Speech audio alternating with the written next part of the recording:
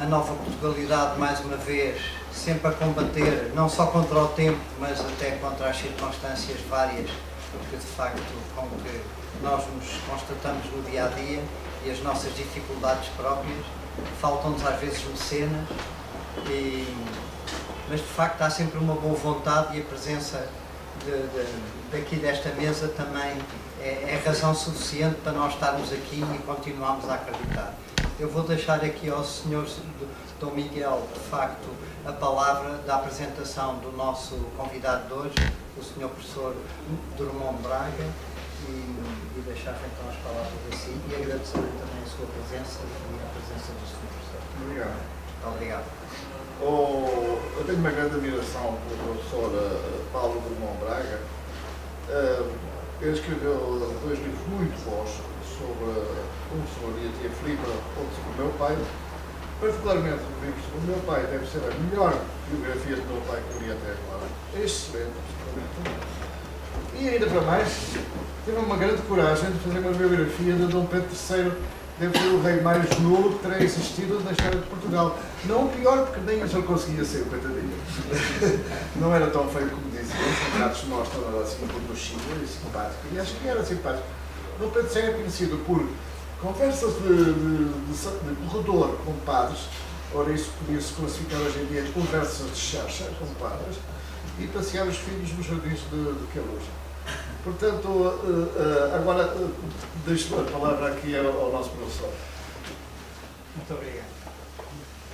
Alteza Real, Sr. Representante da Nova Portugalidade, caros colegas e amigos presentes, minhas senhoras e meus senhores, começo naturalmente por agradecer a oportunidade que a Nova Portugalidade me deu de divulgar alguns dos resultados destas minhas investigações neste campo concreto que é o da Casa de Bragança durante o Estado Novo.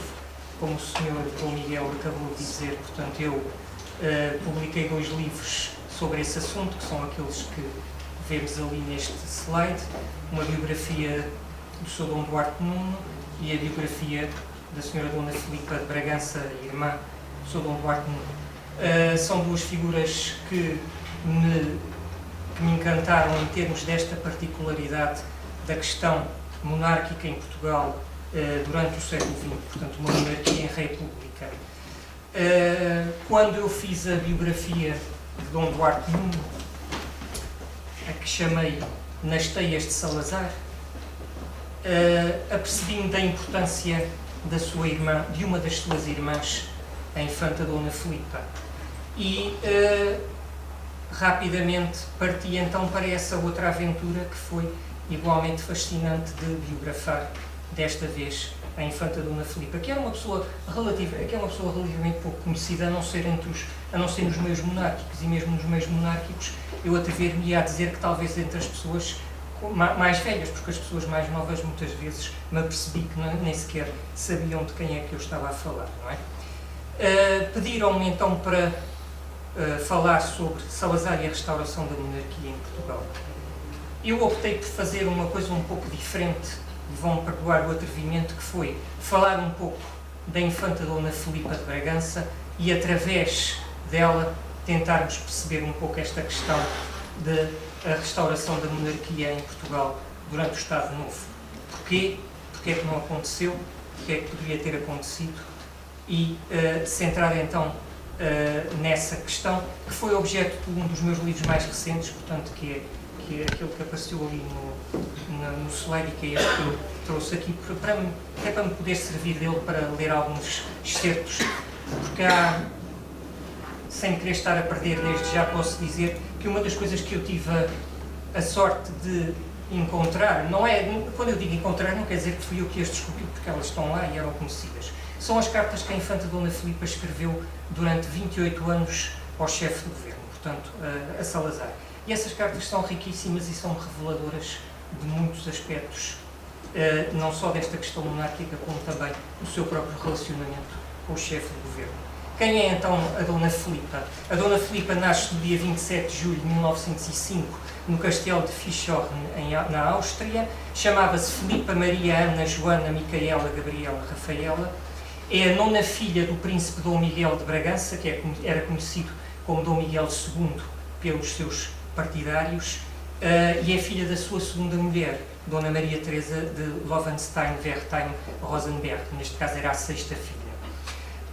Quando nasce, há 3 meios-irmãos, irmãos do primeiro casamento do seu pai, e já tinha 5 irmãs mais velhas. Em 1907 nascerá Dom Duarte Nuno, posteriormente o pretendente ao trono, e em 1912 nascerá uma outra irmã, Dona Maria Adelaide. Portanto, os 2 únicos irmãos mais novos. Dizer algo que se sabe, mas que creio que é necessário dizer. Ela era neta do rei Dom Miguel, não é? Portanto, pertence àquilo que é conhecido geralmente como o ramo miguelista ou legitimista, depende, pode-se dizer das duas formas, que está correto. A vida da infanta Dona Filipa vai-se dar, os primeiros anos vão ser passados na Áustria, concretamente em Siebenstein. Eles vivem lá, a família vive até 1919. Quando terminasse a Primeira Guerra Mundial, há vários problemas que os levam a mudar-se para a Suíça, para Varberg. Passam depois por Bronnbach e Possenhof, na Alemanha, e voltam depois a Siebenstein, e em 1939 estabelecem-se em Gunthen, na Suíça, no cantão de Berna.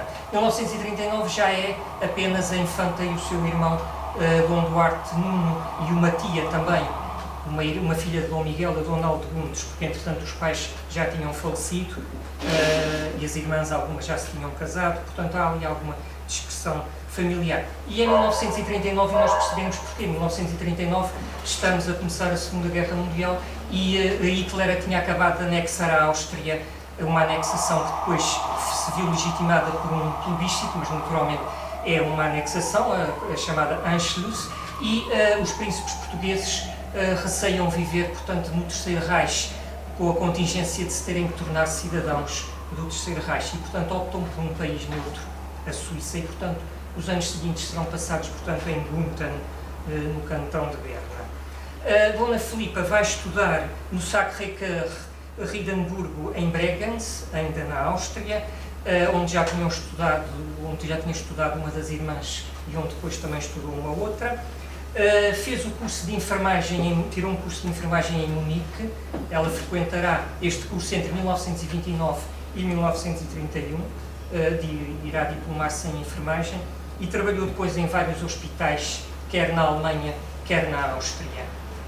Mais tarde aproveitou uma das suas passagens pelos Estados Unidos, concretamente por Nova Iorque, para também estagiar em alguns hospitais norte-americanos. É interessante nós vermos que ela própria depois irá referir-se a essa sua formação ao dizer assim: é minha paixão esta profissão tão interessante, como é a de todas as minhas tias e várias das minhas irmãs. A ocupação com doentes, seja de enfermeira, de médico ou de especialista em qualquer ramo da ciência médica, é possivelmente o único trabalho universalmente reconhecido como absolutamente adequado a cada posição social. Em todos os países do mundo houve e há rainhas e princesas que exerceram ou atualmente praticam esta nova profissão. Portanto, ela refere isto numa carta de 1941 ao Conde de Almada, que é uma carta muito interessante, até por outras razões que eu a seguir depois já irei especificar.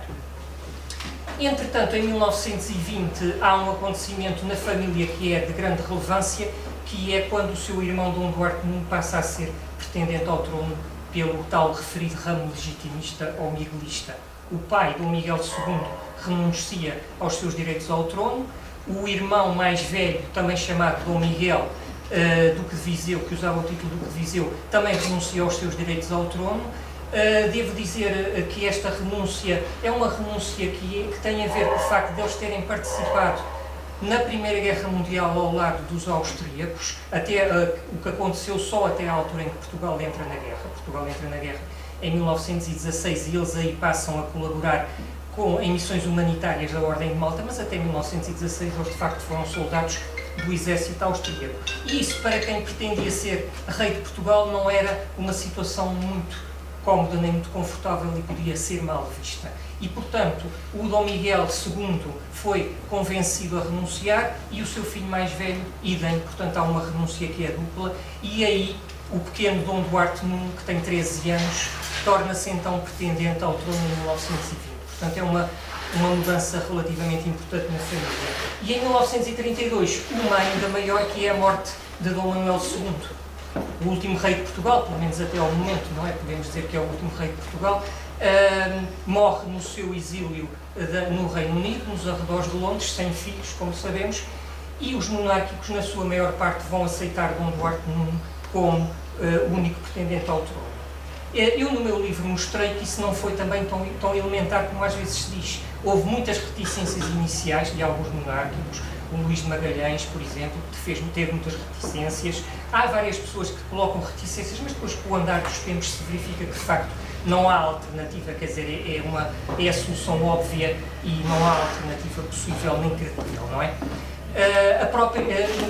Salientar também que a própria Rainha Dona Amélia levantou muitas reticências a esse reconhecimento do Dom Duarte IX como pretendente ao trono por todos os monárquicos portugueses. Ela nunca se lhe irá referir como Duque de Bragança, dirá sempre que é o meu caro primo ou o meu querido primo. Haverá sempre, portanto, essa situação de alguma reticência. Claro, poder-me-ão dizer que ela, no fim da vida, tem aquela atitude que nós sabemos, que é delegar todos os seus bens em Portugal ao seu Dom Duarte Pio, mas isso aí é uma fase já em que ela é convencida a fazer isso por Salazar, não é? Portanto, o que não significou que ela achasse que em 1932 não se deveria ter tomado outra atitude.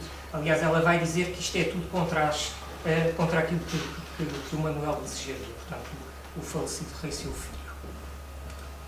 Falar-vos talvez também um pouco de um assunto que, no fundo, vão-me dizer que estão-se a sentir um bocado defraudados naquilo que eu estou a dizer, porque eu ainda não disse propriamente muito sobre o Salazar e a questão monárquica, não é? E, portanto, vou falar um pouquinho sobre isso. Quando Dom Manuel II morre em 1932, evidentemente que a situação não era muito propícia a pensar-se, pelo menos para o imediato, numa restauração monárquica. Claro que nós tínhamos tido o golpe militar de 28 de maio de 1926, em que os monárquicos participaram, que de certa forma também se colaram, por vezes até procurando suprir algum vazio ideológico, porque o golpe de Estado militar tem um vazio ideológico à partida e, portanto, os monárquicos poderiam servir para suprir isso mesmo.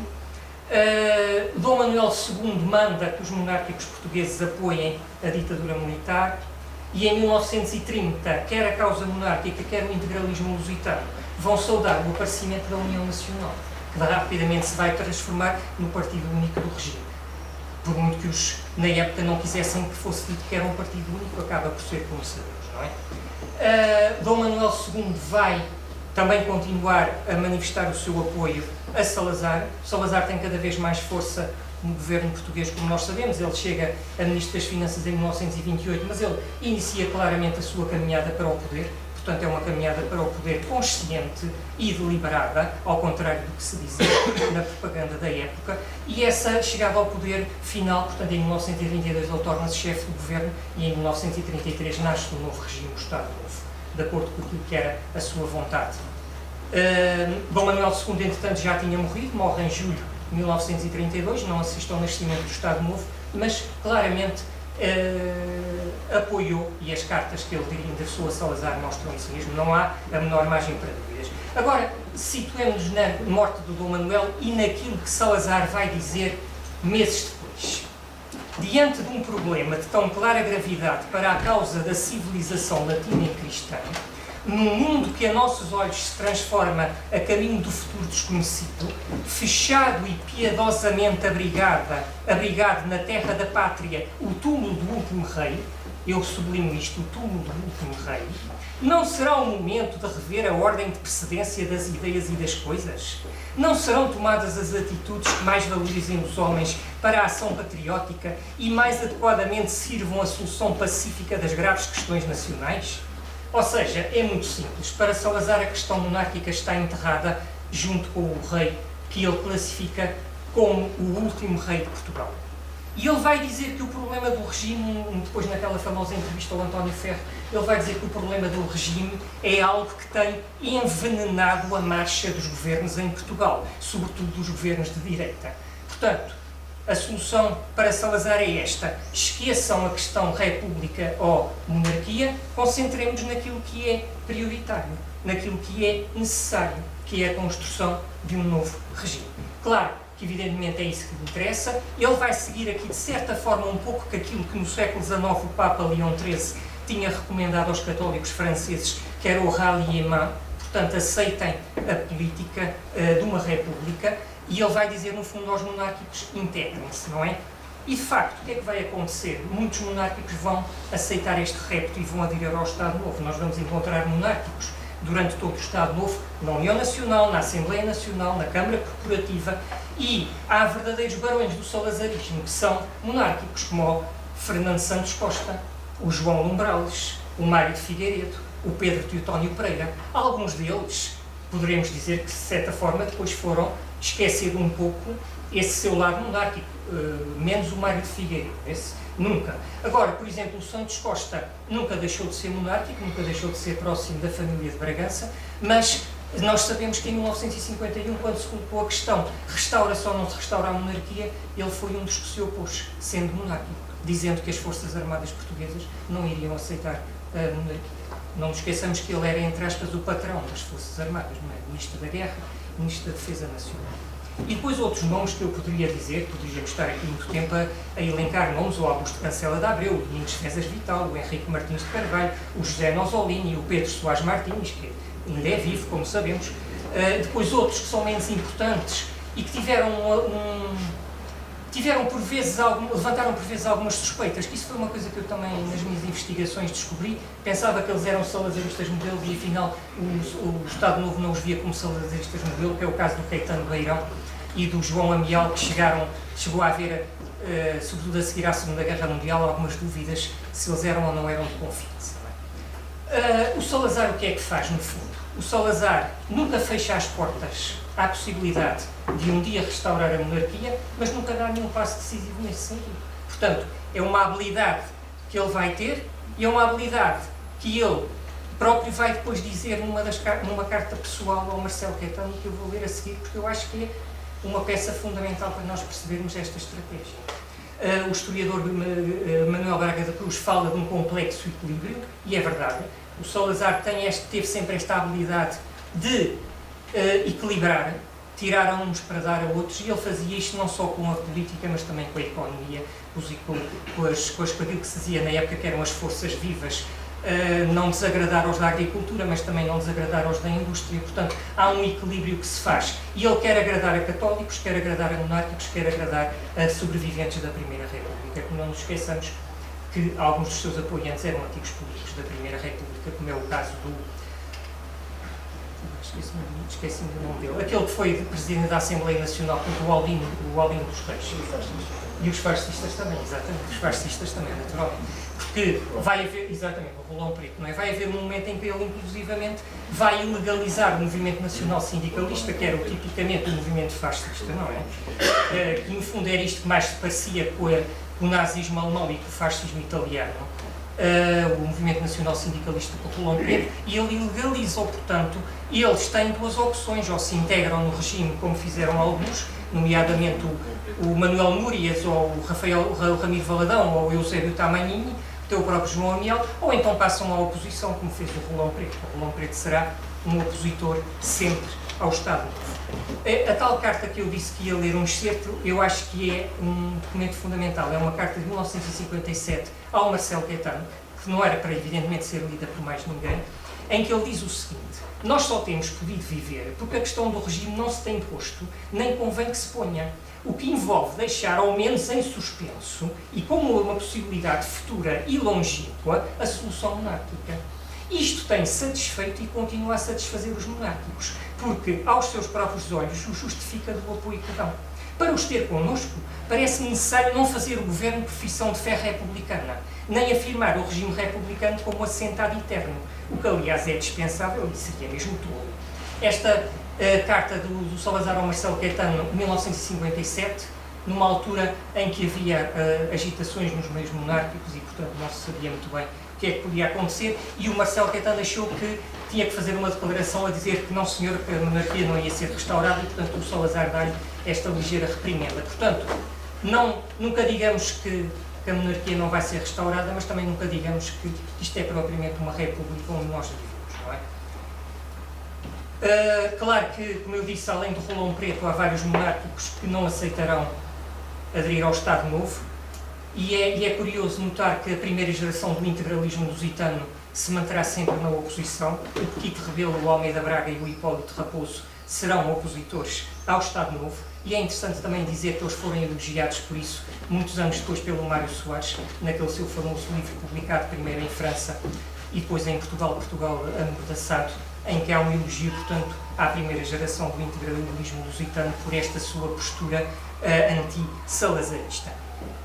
Dom Duarte Nuno vai ser sempre um apoiante acérrimo do Estado Novo. As cartas que ele endereça ao Salazar são muito claras, são muito evidentes, não há a menor margem para dúvidas. Ele, como a maior parte das suas irmãs, como o Dom Manuel II tinha sido e como a Dona Amélia também foi até à sua morte.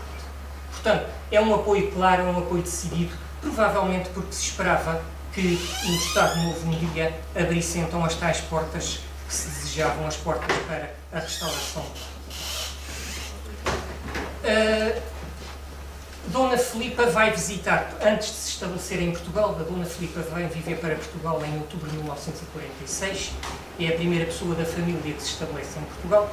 Ela antes disso visitou Portugal 6 vezes. Eu vou dizer muito sumariamente, e para não vos cansar, também só dizer muito sumariamente as visitas que ela fez. E chamar a atenção antes disso para um pormenor, para uma particularidade, é que, por lei, não era possível às pessoas da Casa de Bragança viverem em Portugal. Estavam em vigor as chamadas leis do banimento de 1834 e 1910. A de 1834 tinha banido Dom Miguel e a sua família, a de 1910 tinha banido a linha manuelista ou constitucionalista. E, portanto, por lei, eles não podiam entrar, claro que entraram clandestinamente. O Dom Duarte Nuno visitou Portugal clandestinamente em 1929, percorrendo vários pontos do país. E depois o que é que nós começamos a verificar? Começamos a verificar que, por exemplo, há pessoas da Casa de Bragança que vêm a Portugal com evidente autorização do governo. E uma destas visitas vai ser então a da Dona Filipa, que acompanhada de uma das suas tias, a Dona Maria José, duquesa viúva da Baviera, portanto uma filha de Dom Miguel. Elas vêm em 1938, as duas. Há ali também algumas particularidades em que inicialmente o Salazar não queria que elas viessem, mas depois acaba por concordar. Elas vêm em 1938, as duas. É aí que a Dona Filipa conhece Portugal, finalmente, aquilo que ela considerava o seu país, embora aqui nunca tivesse vindo. Em 1940 é muito importante porque é uma visita oficial. Dona Filipa, em 1940, representa a família de Bragança nas grandes comemorações centenárias que o regime nesse ano organizou. Ali, mais uma vez, se começou a pensar quem é que vem, quem é que não vem, quem é que há de vir, e há negociações entre Salazar e o lugar-tenente de Dom Duarte Nuno, que era o comandante João de Azevedo Coutinho. Pensaram-se em várias hipóteses. Dom Duarte Nuno fica logo à partida excluído por motivos que são também compreensíveis. Chega a pensar-se em 3 infantas, 2 filhas do Dom Miguel, a Dona Aldegundes e a Dona Maria José, e a Dona Filipa, e por questões logísticas acaba por vir só a Dona Filipa, porque o mundo já estava novamente em guerra, 1940, e as viagens não eram muito fáceis, e portanto a Dona Aldegundes e a Dona Maria José não vieram a Portugal.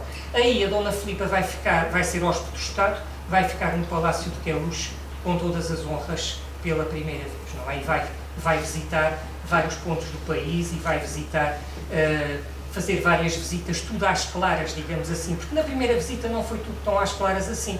Basta dizer que a censura recebeu ordens para não noticiar na imprensa a chegada das infantas e a causa monárquica mandou que os monárquicos não as fossem esperar ao cais de desembarque, o que é um verdadeiro absurdo, embora isso não tenha acontecido. Elas de facto tiveram pessoas à espera dela, inclusivamente uma coisa óbvia, porque elas depois foram para o dar fundo para a casa da família Saldanha da Gama e alguém tinha que as levar, não é? Portanto, estavam lá representantes da família. Nós aqui temos uma fotografia em que é nessa viagem da Dona Filipa a Portugal em 1938, em que ela está na casa do Conde de Campo Belo, que era um aristocrata do Norte que a recebeu também e, portanto, numa recepção que foi dada, nós ali temos a Dona Filipa, que é aquela senhora que está ali no centro, mais nova. Ela aqui tinha 33 anos e, portanto, aqui aparece-nos a Dona Filipa já nessa visita ao norte. Ela depois, então, está em Portugal em 1940, como eu disse, volta em 1942 a caminho do Brasil, que foi quando o Dom Duarte Nuno foi ao Brasil para se casar, e ela acompanha-o. Em 1942 ela passa em Portugal a caminho da Suíça, seu local de residência ainda, e é uma passagem mais ou menos meteórica, embora ela aqui tenha tentado permanecer mais tempo. Ela, inclusive, até ficou doente, e eu acredito que ela tenha, de facto, ficado doente, mas ela tentou atrasar a sua saída de Portugal em 1943 para tentar permanecer cá o mais depressa possível. E, aliás, é muito curioso que o João de Azevedo Coutinho, o lugar-tenente de Dom Duarte Nuno, coitado, deve ter tido muitas dores de cabeça com a Dona Filipa em Portugal, nas suas várias visitas. Ele descreve ao Salazar a dizer isto que eu acho que é delicioso. Tem inventado os melhores pretextos que uma senhora inteligentíssima como ela pode descobrir para protelar a saída de Portugal. Portanto, o João de Azevedo Coutinho chega a escrever isto a Salazar, preocupadíssimo que a Dona Filipa nunca mais se vai embora. Em 1945 ela passa aqui uns dias em abril e em 1946 passa também uns dias em fevereiro aqui rumo a Nova Iorque, onde se ia encontrar com uma irmã que se encontrava que era casada em Nova Iorque, a Dona Maria Antónia. Esta visita de 1946 de fevereiro é uma visita que é importante e eu não tenho provas daquilo que vou dizer e daquilo que escrevi aqui, mas eu tenho algumas suspeitas. Ela encontrou-se várias vezes com o Salazar nesta viagem e provavelmente convenceu a que ele a deixasse vir viver para Portugal, porque este encontro é em fevereiro e ela em outubro já está a viver em Portugal. Portanto, parece-me que se pode fazer uma relação de causa e efeito. Ela, na maior parte das visitas, como eu disse, não disse, mas digo agora, ela ficou alojada no Palácio Fronteira em Benfica. Na primeira vez ficou alojada no Dá Fundo na casa da família Saldanha da Gama. E na segunda vez, portanto, como eu disse, foi hóspede do Estado português no Palácio de Queluz, embora tenha estado uns dias na Vila Silva Carvalho. Também. Nas viagens de 38 e de 40 ela percorre o país, ela vai a Vila Viçosa, vai a Coimbra, vai ao Porto, ela tenta ver o máximo pode, e nestas 6 visitas a Portugal ela encontrou-se com Salazar em 4 delas, 1938, 1940, 1945 e 1946. As 2 vezes que ela não se encontrou com Salazar, ela lamentou imenso e diz isso nas suas cartas. Teve muita pena de não poder encontrar consigo desta vez, que tinha tantas coisas para lhe contar. Portanto, ela diz isso mais ou menos. Ela vai passar então a ter, sobretudo a partir da primeira visita, um desejo de viver em Portugal, que é algo que transparece em vários documentos. E o João de Azevedo Coutinho desaconselhava que ela viesse viver a Portugal. Ele vai dizer, como é que ela pode viver em Portugal? Como infante é impossível. Como representante da Casa de Bragança também não me parece possível, porque, quer dizer, é uma situação, como é que ela agora vai viver, aonde, como, portanto, ele vai colocar imensos problemas para que isso nunca aconteça, mas a Dona Filipa vai ser muito renitente e vai de facto conseguir, porque ela não conseguia sempre tudo o que queria, mas conseguia muito, não é? E há um documento que eu há pouco disse que era muito interessante, que é uma carta que ela em 1941 vai escrever ao Conde de Almada, e que é uma carta que é um conjunto de queixas, em que ela diz, por exemplo, assim: as portas de Portugal estão entreabertas, de vez em quando uma curta visita, mas quando se trata de estabelecer uma residência para se poder realizar umas estadas mais prolongadas, os vários monárquicos de categoria, e ela põe entre aspas, exprimem os seus cuidados e consideram inconveniente e inoportuno e, portanto, impossível. E depois ela diz assim: esperar. Que era o que lhe estavam sempre a dizer, ela que tinha que esperar. E ela vai dizer o seguinte: esperar. A minha família espera há 107 anos. Esperar até que as filhas de Dom Miguel morram uma depois da outra. Esperar até que as netas todas casem em países estrangeiros. Portanto, esta é uma carta que é uma carta muito de desabafo. É uma carta ao Conde de Almada, que era uma pessoa próxima. Ela não se atreveria a escrever assim a Salazar, ela não se atreveria a escrever assim ao Conde, ao lugar-tenente. O problema é que o Conde de Almada entregou esta carta ao lugar-tenente e o lugar-tenente entregou ao Salazar. Por isso é que nós, E eu diria agora, na perspectiva egoísta do historiador, ainda bem, porque senão isto não estava nos documentos do Salazar, que estão na Torre do Tombo. Só estão por causa disto, não é? Porque um entregou a um e o outro entregou ao outro. E, portanto, felizmente, nesta ótica, eu diria que é uma carta muito rica e é uma carta que nos esclarece muito também sobre a figura da Dona Filipa, não é? Em outubro de 1946, como eu estava a dizer, ela então estabelece-se em Portugal. Há um silêncio muito grande, não é anunciado na imprensa, faz-se de conta que isso não aconteceu. E eu tenho aqui uma fotografia da chegada dela a Portugal. Eu tive a sorte de um dos seus sobrinhos, o Sr. Dom Francisco Van Nuden, ter esta fotografia na sua coleção particular, que é uma fotografia que ainda tinha por trás uma legenda feita pela infanta Dona Maria Adelaide, que dizia que era a chegada da Filipa a Portugal. Ela está a desembarcar com uma das suas sobrinhas, que eu acho que eu agora não me lembro de cor, mas eu acho que sim, era a Mafalda, sim. E está ali um fotógrafo, mas isto não saiu na imprensa. Isto não há notícia, não há vestígios na imprensa portuguesa nem na monárquica desta chegada a Portugal. Nós parece que não sabemos nada sobre isto, não é? Eu aqui esqueci-me só de comentar uma coisa, que é, isto aqui é, como toda a gente sabe, o Dom Duarte Nuno e a Dona Maria Francisca na altura do seu noivado, não é? Na viagem que o Dom Duarte Nuno faz ao Brasil para se casar, acompanhado pela Dona Filipa. Eu posso só contar aqui um episódio muito rápido, porque eu acho que é engraçado.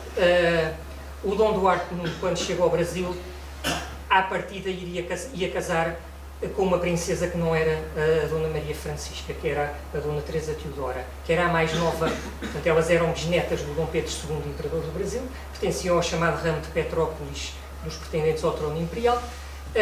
A mais nova das solteiras era a Dona Teresa Teodora, que ainda por cima achava que era mais bonita do que a irmã Dona Maria Francisca e estava habituada a ser, portanto, tratada como tal. E por motivos que agora não interessa, o Dom Duarte não preferiu a irmã mais velha, a Dona Maria Francisca. Eu posso dizer que a minha mãe tinha todas as características do Dobzhinsky e as outras irmãs e irmãos eram absolutamente orleães. O meu pai detestava os orleães de qualquer maneira, é feitios, são muito positivos. Então, como a minha mãe era tipo Dobzhinsky, era menos mal. Era menos mal, exato. Pronto, eu não queria dizer tanto, mas como foi o Sr. Dom Miguel que disse. Pronto, há um diplomata inglês que diz que o Dom Duarte Nuno achou que a Dona Maria Francisca era mais de acordo com o seu feitio, não é? Depois também há um outro episódio que diz que quando o Dom Duarte Nuno viu a Dona Teresa Teodora a subir a uma árvore para ir apanhar qualquer coisa, achou que não era a mulher adequada para si. Não sei se é verdade ou não, isto foi-me contado por uma pessoa que eu não vou dizer evidentemente quem foi, mas foi um aristocrata que conheceu muito estes meios. Pronto. Mas isto para dizer o quê? A Dona Teresa Teodora acreditou que a culpada por essa troca tinha sido a Dona Filipa, que tinha convencido o irmão a fazer essa troca. Deve ter pensado como é que é possível eu, que sou sempre cortejada e que sou muito mais bonita que a minha irmã, como é que ele escolhe a minha irmã e não me escolhe a mim. E depois há um episódio engraçado, é que elas viajam as duas durante uns meses para Nova Iorque. Dona Filipa vai com a sua futura cunhada para Nova Iorque, a pretexto de se irem encontrar, naturalmente, se é verdade, eles foram-se encontrar. A Dona Filipa queria ver a irmã que estava em Nova Iorque e queria ver duas tias que naquele momento também estavam em Nova Iorque, a Grande Duquesa de Luxemburgo e uma outra, que eu agora não recordo, não lembro quem é, mas não interessa, por causa da guerra elas estavam a viver em Nova Iorque. E alguém vai escrever numa carta particular a dizer que a Dona Filipa decidiu fazer isso para tentar convencer a Dona Maria Francisca a aceitar esta nova situação, porque era uma situação que, evidentemente, significava uma mudança profunda na sua vida. Porque também há a hipótese de que a Dona Maria Francisca estaria conformada com a sua situação de solteira e que pensaria seguir a vida religiosa. Também foi uma fonte que me disse isso, que não sei se é verdade ou não, mas isso agora interessa. Mas pronto, desculpem lá que eu estou-me a dispersar. Aqui a chegada da Dona Filipa a Portugal. Aqui temos um documento interessante que é o lugar-tenente, numa das visitas da Dona Filipa a Portugal, manda convocar vários monárquicos para a sua casa. Isto aqui dá-nos logo o tom de que a Dona Filipa tentava mobilizar o movimento monárquico e, portanto, reparem que isto é um convite em que diz, por ordem de Sua Alteza Real, a Senhora Infanta Dona Filipa é Vossa Excelência convidada a comparecer em casa do lugar-tenente na Rua Pascoal de Melo. Portanto, o Azevedo Coutinho convida pessoas para a sua casa para uma reunião estratégica, ou que mostra então o empenho da Dona Filipa em dinamizar o meio monárquico. Isto vai ser o seu empenho durante toda a vida. Portanto, a chegada da Dona Filipa a Portugal, depois já vos mostro a imagem a seguir para percebermos o que é. Ora bem, a Dona Filipa então vem para Portugal e vai viver para onde? Vai viver para uma quinta no Concelho da Lousã, na freguesia de Serpins, que lhe foi emprestada por um amigo, o Caetano Beirão. Vai também arranjar uma casa no Estoril, que lhe foi emprestada pelo terceiro Conde de Fijó. Portanto, ela vai ter uma residência mais perto de Lisboa, e eu acredito que ela quis uma residência mais perto de Lisboa para mais facilmente se conseguir encontrar com Salazar.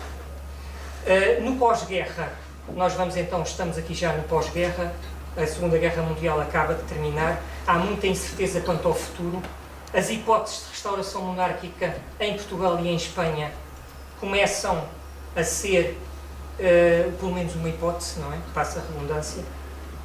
O Reino Unido terá ponderado em patrocinar restaurações monárquicas em Portugal e em Espanha. É um assunto que eu acho que ainda está insuficientemente estudado e que a documentação diplomática do Reino Unido provavelmente terá alguns segredos ainda a revelar sobre isso. E não nos podemos esquecer de uma coisa, que é um aspecto que às vezes não é referido e às vezes não é devidamente ponderado. É que em 1947, oficialmente a monarquia foi restaurada em Espanha. Poder-me-ão dizer como é que isso foi, se então a monarquia só foi restaurada em 1975. É que em 1947, o general Franco, promulgou a lei de sucessão, a chamada lei de sucessão, em que fica determinado então que a Espanha é uma monarquia. É uma monarquia que um dia terá um rei.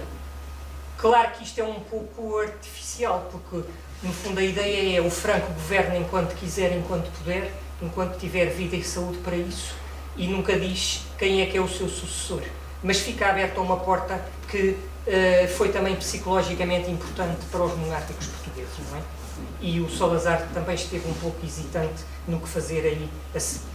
Em 1950 foram revogadas as leis do banimento que eu falei há minutos atrás e que vigoravam em Portugal, ou seja, nestes 4 anos, 1946 a 1950, para todos os efeitos a Dona Filipa viveu contra aquilo que estava legislado, não é? Mas viveu, obviamente, com a autorização do chefe do governo, não é? E viveu, devo dizer, de forma muito discreta, não é? Em 1950 as leis do banimento são revogadas pela Assembleia Nacional. Diz-se, não sei se é verdade ou não, que o Presidente da República, o Carmona, pensou em vetá-las por ofenderem os seus sentimentos de republicano, mas que o Salazar o terá convencido a não o fazer. Se é verdade ou não, não sei. A única informação que eu encontrei nisso foi numa obra que não cita a fonte. O Salazar, como sempre, ia fazendo intervenções, não é? Ia mostrando que estava atento e a par de tudo aquilo que se passava, não é? Que deixou, entre aspas, que a lei do banimento fosse revogada, mas ele vai dizer num discurso o seguinte: o país não tem interesse em ter uma monarquia para 3 meses ou mesmo para 3 anos. Monarquia-república tem o seu interesse e utilidade quando constituem a solução nacional do problema do regime e por essa razão se estabilizam, permitindo tirar o máximo proveito da sua força intrínseca ou virtudes especiais. A questão do regime não está posta e não tem por isso que ser discutida. Portanto, quando se falava em revogar ou não revogar a lei do banimento, ele vai dizer assim, no fundo é um pouco assim: tenham calma, monárquicos, porque isto não quer dizer que a lei do banimento vai ser revogada. Agora, ele depois vai dizer uma coisa: os príncipes podem ser educados em Portugal. Ele vai chegar ao ponto de colocar a hipótese de que o Dom Duarte IX não viria para Portugal, mas os 3 filhos poderiam vir. Portanto, Dom Duarte Pio, o Sr. Dom Miguel, que em 1949 estava a nascer, não é? 46, desculpe, 49 era o seu irmão. Pronto, o Sr. Dom Miguel nasceu em 46 e, portanto, o infante mais novo nasceu em 1949. Portanto, estavam ali já, não numa idade de já poder vir, mas quase isso. E ele vai dizer uma outra coisa que é uma chamada de atenção muito clara, que é o seguinte: eu reputaria inconveniente para a tranquilidade da família portuguesa a residência permanente no país do Sr. Dom Duarte IX. O seu alto critério lhe o indicaria também. Não vale a pena aduzir razões, porque precedem menos da inteligência que da sensibilidade, e devemos respeitá-las. Portanto, isto é a linguagem elíptica habitual do Salazar, que De qualquer forma, é muito claro a dizer assim, a lei vai ser revogada, mas é melhor o Sr. Dom Duarte não vir viver para Portugal. O Sr. Dom Duarte não aceitou essa indireta e em 1952 ele chega a Portugal, mas eu antes disso ainda queria falar numa outra coisa. Porquê? Porque em 1951 há vários acontecimentos que têm relevância em toda esta questão do problema de uma hipotética restauração monárquica. Porquê? Porque em 1951 morre o Presidente da República, aquilo que quase pensava-se que ele era eterno, portanto o Marechal Carmona, não é? Que é uma coisa incalculável ele ter-se candidatado a última vez no ano em que fazia 80 anos, não é? Quer dizer, quando o próprio Salazar já achava que ele ia optar por não se candidatar, não é? Mas ele decidiu candidatar-se e claro que não chegou a viver 2 anos depois disso, não é? Portanto, o Carmona morre em 1951, está-se neste momento na Assembleia Nacional a rever a Constituição e os deputados monárquicos querem aproveitar a oportunidade para proclamar a monarquia. Entretanto, também morre a Rainha Dona Amélia, os seus restos mortais vêm para Portugal e essa forma como se fazem as exéquias da Dona Amélia em Portugal são também vistas por muitos observadores, até internacionais, como um clima favorável à restauração monárquica. E depois temos o famosíssimo 3º Congresso da União Nacional, que ocorre em Coimbra, também em 1951. Este Congresso da União Nacional foi um congresso em que vários monárquicos queriam apresentar aquilo que se diziam que eram teses, não é? Que nós hoje diríamos que eram comunicações ou qualquer outro tipo de terminologia que se utiliza, e depois tudo aquilo depois foi sabotado pelo Salazar e pelo Marcelo Caetano. Geralmente os monárquicos gostam de dizer que a culpa foi do Marcelo Caetano e até certo ponto é verdade. Marcelo Caetano, de certa forma, sabotou esta restauração monárquica com o famoso discurso de Coimbra, eu concordo com isso. Mas também há uma outra coisa, o próprio Salazar fez um discurso neste 3º Congresso da União Nacional, onde mais uma vez disse que a monarquia não era um regime, mas era uma instituição. Não pode ser só por si a garantia de estabilidade, senão quando é o lógico coroamento das mais instituições do Estado e se apresenta como uma solução tão natural e apta que não é discutida na consciência geral. E depois conclui, dizemos, estudemos tudo, mas não nos dividamos em nada. Portanto, ele vai, de certa forma, pôr um ponto final em algo que estava em movimento, que era uma tentativa de levar a cabo, talvez ali também, um passo importante para a restauração monárquica. Entretanto, o Dom Duarte Nunes chega a Portugal em 1952. Primeiro veio a Duquesa, a Sra. Dona Maria Francisca, vem com os 2 filhos mais velhos, Dom Duarte Pio e Dom Miguel, e depois, em 52, e depois, uns meses depois, creio que em agosto, chega o Dom Duarte Nunes com o filho mais novo, Dom Henrique. Eles ficam uns tempos ainda na casa, precisamente na casa que a Dona Filipa tinha emprestada na Lousã, no Conselho da Lousã, e depois instalam-se numa quinta do Conselho de Vila Nova de Gaia, que lhes foi emprestada pelo 3º Conde da Covilhã. Em 1957 mudam-se para o Palácio de São Marcos, a poucos quilómetros de Tentúbel, um palácio que foi cedido pela Fundação da Casa de Bragança. Um palácio que era um antigo convento, convento de São Marcos, foi restaurado pela Fundação da Casa de Bragança precisamente para albergar a família, mas tinha condições que não eram as melhores condições, segundo aquilo que eu pude averiguar e segundo aquilo que certos testemunhos me foram ditos. De qualquer forma, para Salazar era o ideal, porque o Duque de Bragança e a sua família estavam suficientemente longe de Lisboa, suficientemente perto, portanto não era em Lisboa que era para não haver nenhum tipo de proximidade excessiva, não é? E, portanto, é quase uma gaiola dourada, que também não era tão dourada assim, porque as condições não eram muito boas, a casa era bastante fria, e os móveis eram móveis que eram emprestados de vários palácios e que tinham o mau gosto de terem as etiquetas a dizer este é da ajuda, este é de Queluz, e da própria Fundação Espírito Santo. Fez esses móveis.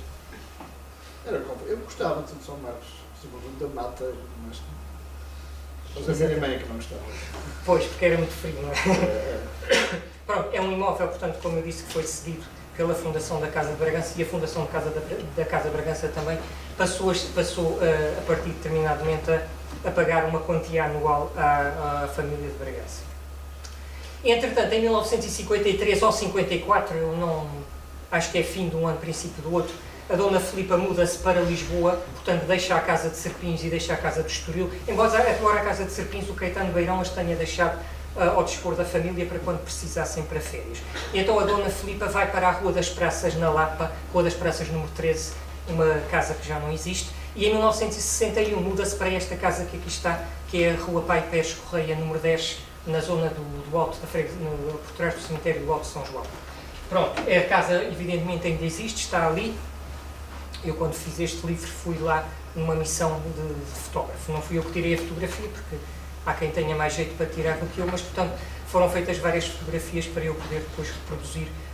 A casa parece-me perfeitamente habitável, aliás estava com arte que tinha tido obras e portanto foi a casa onde a Dona Filipa viveu em Portugal. Não diria que foi a maior parte, porque ela depois irá para o Algarve, como eu vou dizer assim. Mas ela está nesta casa em 1961, muda-se em 1961. Casas arrendadas as duas, que era da Rua das Praças, que era esta, da Rua Pai Pérez Correia. Ela depois vai ter também uma casa no Concelho da Lagoa, no Algarve, em Ferragudo, que foi uma das suas grandes paixões. Estava pronta em dezembro de 1962 e ela, numa carta ao Salazar, anuncia quase triunfalmente: a casa está finalmente pronta. Francisco Vieira Machado deu-lhe o terreno, João de Sousa Machado deu-lhe dinheiro e deu-lhe materiais para ela poder construir a casa. Portanto, duas pessoas que eram amigas, que ela, aliás, nas cartas ao Salazar vai dizer que são seus amigos. Francisco Vieira Machado, que tinha sido ministro das Colónias e era do Banco Nacional Ultramarino, e o João de Sousa Machado era um grande empresário de Angola, portanto, que tinha um grande grupo empresarial em Angola. A Dona Filipa adorava a sua casa do Algarve, ia lá com muita frequência, sempre que podia ia para lá. Por exemplo, numa carta ao Salazar ela escreve assim: para mim a vida na cidade é má, porque estou pouco ao ar livre, e o ar aqui está muitas vezes saturado do gás que vem da SACOR.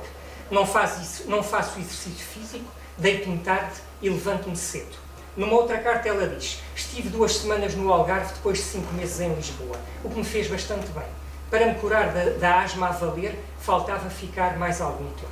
Portanto, vai ser muito constante na correspondência com Salazar esta sua referência ao gosto pela casa do Algarve. Portanto, ela achava que a asma de que padecia não se sentia tanto os efeitos estando naquele ambiente do Algarve. Ela vai estar sempre reconhecida a Salazar por tudo aquilo que tinha conseguido, desde ter vindo para Portugal, desde ter a possibilidade de viver naquilo que ela considerava um país tranquilo. E ela, em 1965, numa carta a Salazar, ela vai dizer o seguinte: o facto de ser senhora da minha casa, de ter um pouco de terra onde se pode plantar, de poder ajudar os pobres e ainda por cima de possuir permanentemente uma vista maravilhosa e mais outras coisas agradáveis e úteis, por exemplo, um carro e chofer, tudo isto agradeço a Deus e ao meu querido amigo. Portanto, Salazar. O carro tinham sido os monárquicos que se tinham cotizado para lhe oferecer um carro quando ela chegou a Portugal, não é? Claro que a possibilidade dela estar a Portugal, ela de facto devia a Salazar.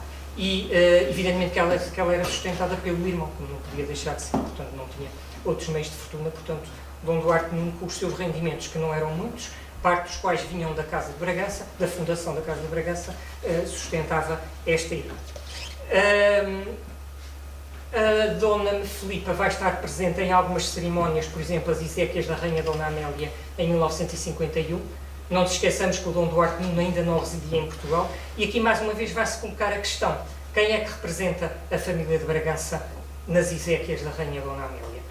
Mais uma vez se coloca o Salazar e o protocolo, pensam: não, é melhor não ser o Dom Duarte Nuno mais uma vez, e mais uma vez veio a Dona Filipa. Porque as questões protocolares depois eram importantes: onde é que se ia sentar o chefe da Casa de Bragança, e portanto a Dona Filipa, aliás o Salazar vai dizer, Dona Filipa resolve perfeitamente este problema.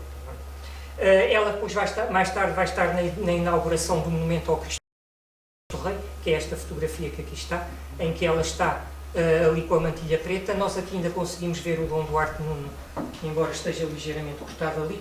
Aquele jovem de óculos é o Sr. Dom Duarte Pio, e o outro ao lado é o Sr. Dom Miguel, se não me falha a memória, se eu interpretei bem, não é? E ainda se consegue ver a infanta Dona Maria Adelaide, ali ligeiramente cortada pela irmã, portanto a outra infanta mais nova que também vivia em Portugal. Pronto, ela está nesta cerimónia, ela vai estar, por exemplo... inauguração do Cristo Rei, não é? Sim, 1959, portanto vai estar presente nesta cerimónia, toda a família de Bragança esteve. ela vai estar, por exemplo, no encerramento das comemorações do infante Dom Henrique na batalha, e vai haver momentos em que ela decide não ir. E é engraçado que numa carta que ela escreve ao Salazar em 1966, ela diz porque é que não foi à inauguração da Ponte Salazar. Vai dizer, a família já esteve suficientemente representada pelo meu irmão, pela minha cunhada e pelos meus sobrinhos. E, portanto, ela viu a inauguração da Ponte Salazar pela televisão.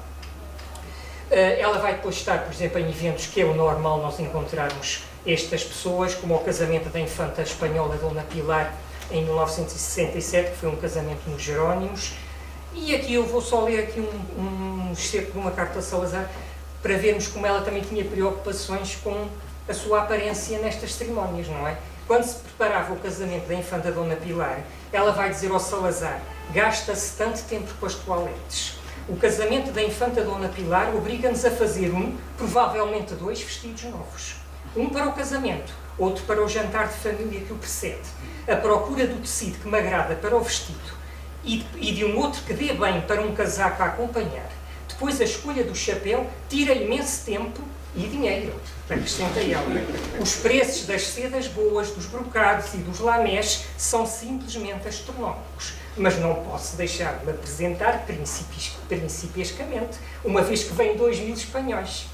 Portanto, a razão era óbvia. E depois ela acrescenta uma nota que eu acho que é curiosíssima, porque nos dá também um pouco a imagem do que era a senhora Dona Maria Francisca, porque ela acrescenta dizendo assim, a minha cunhada tem um vestido bonito que foi feito o ano passado para um casamento no estrangeiro a que os manos foram assistir. Portanto, enquanto que a Dona Filipa se preocupou em arranjar duas toaletes para o casamento, alguém que hierarquicamente lhe estava acima, a Duquesa de Bragança, utilizou um vestido que tinha usado num casamento anteriormente no estrangeiro. Não é?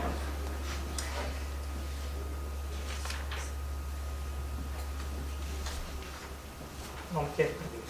Pronto, voltando um pouco àquilo que eu tinha dito há pouco. Evidentemente que a Dona Filipa sempre defendeu o Estado Novo, sempre defendeu Salazar. Era um ponto que não havia a menor margem, não havia a possibilidade de alguém à sua frente dizer fosse o que fosse contra o regime e contra Salazar. Por exemplo, há uma carta de 1965 ao próprio Salazar em que ela diz: não quero aumentar a terrível carga de trabalho que está em cima de si.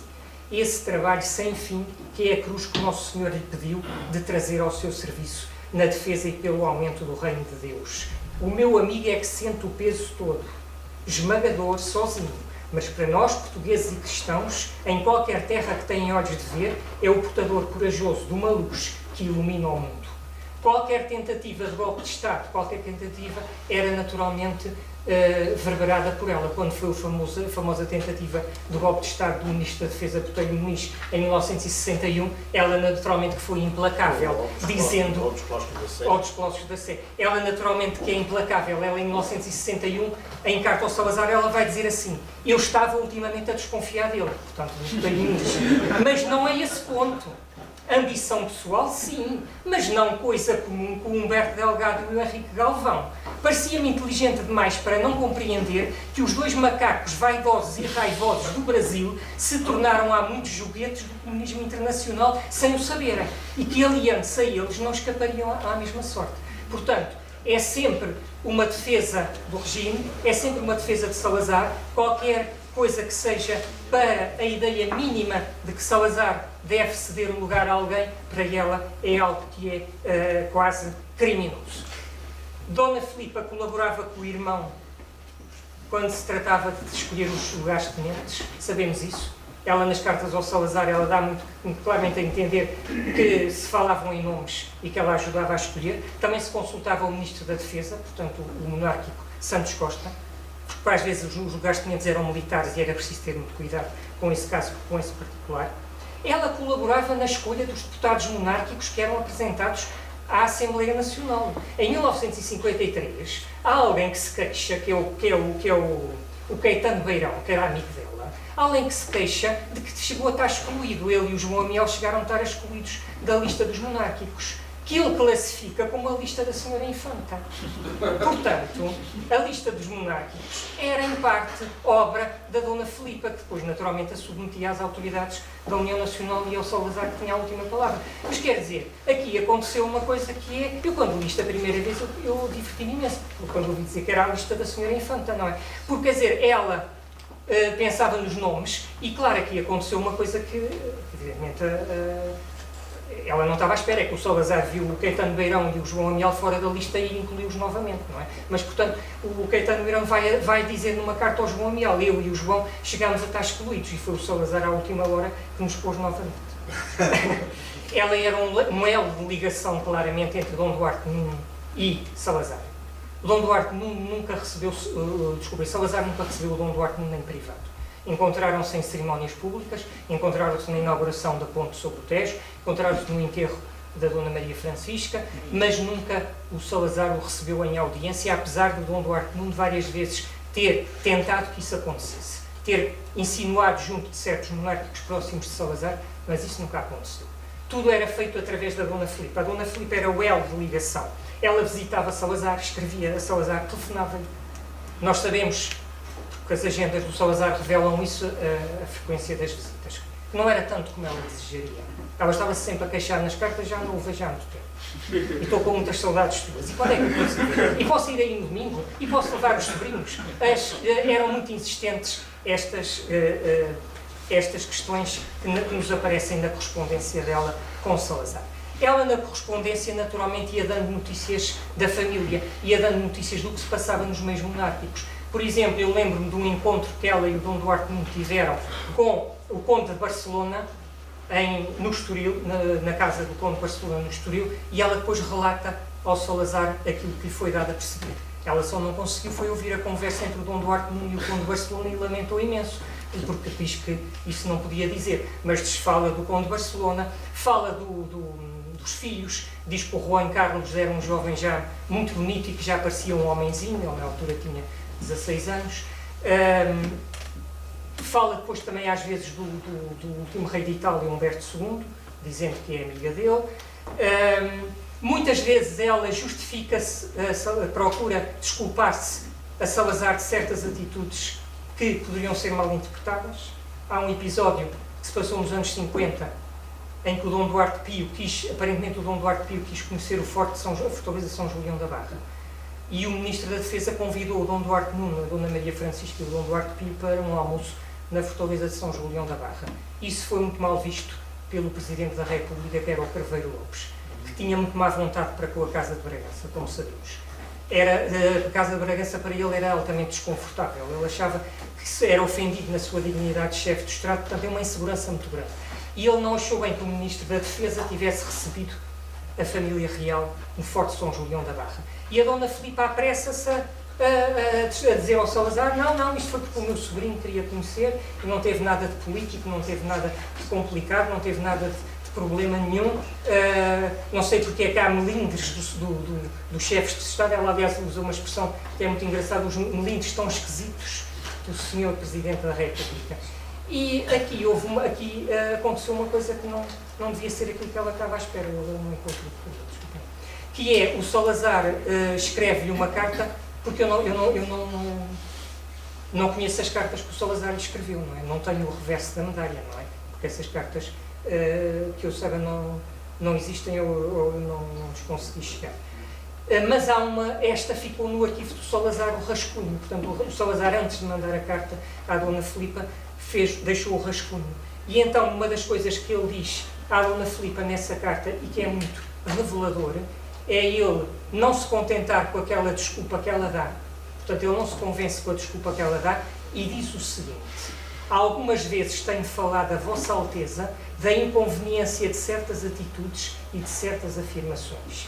Portanto, isto é uma reprimenda muito clara que nos dá o tom do que muitas vezes o Salazar diria também particularmente, não é? Porque isto aqui é o que ele diz numa carta A letra do Salazar é uma coisa que é inconcebível. Eu tenho uma letra má, mas a dele consegue ser pior do que a minha. E eu tive imensas dificuldades em ler esta carta, que está na Torre do Tombo, mas depois lá acabei por conseguir, não é? E eu acho que este ponto aqui é um ponto fundamental.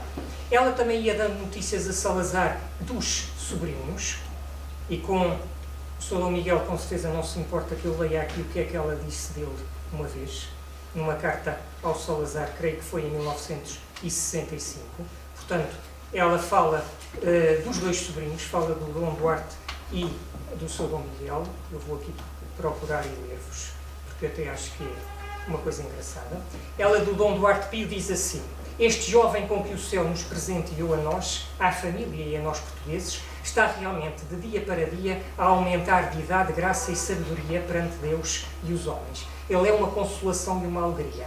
Tanto bom senso, equilíbrio e sentido de justiça aos 21 anos, tão sincera procura de perfeição de si mesmo e de tão bondosa inteligência para os outros. E deste pequenino, aquele profundo sentido de responsabilidade e de dever que o caracteriza. Quanto ao Sr. Dom Miguel aqui presente, ela vai dizer o seguinte: muito bonito e muito inteligente, interessa-se por animais e também por política internacional, tem um espírito bastante crítico. Eu diria que o Sr. Dom Miguel ainda hoje tem um espírito bastante crítico e felizmente que o tem, não é? Mas, portanto, ela caracteriza os sobrinhos. Nós estamos nos anos 60, os sobrinhos estão pela casa dos 20 anos, Menos. um pouco menos, não é? Depende, não é? O Sr. Dom...